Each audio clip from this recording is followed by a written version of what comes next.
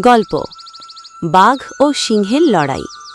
গহীন অরণ্যে ছিল দুই শক্তিশালী শিকারী, বাঘ রাজা বাহাদুর আর সিংহ রাজা সিংহেশ্বর। তারা একে অপরকে কখনো চোখে সহ্য করত না। কে হবে জঙ্গলের আসল রাজা, তাই নিয়েই একদিন শুরু হলো ভয়ানক লড়াই। সকালের কুয়াশা কেটে যাওয়ার পর দুই রাজা মুখোমুখি হল। বাঘ ঝাঁপ দিল সিংহের দিকে। সিংহ এক লাফে সরে গিয়ে গর্জে উঠল, এই জঙ্গল আমার।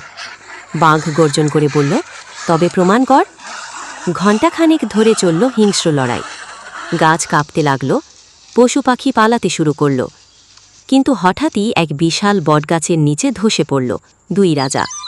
কেউ জিতল না, কেউ হারল না, দুজনেই আহত।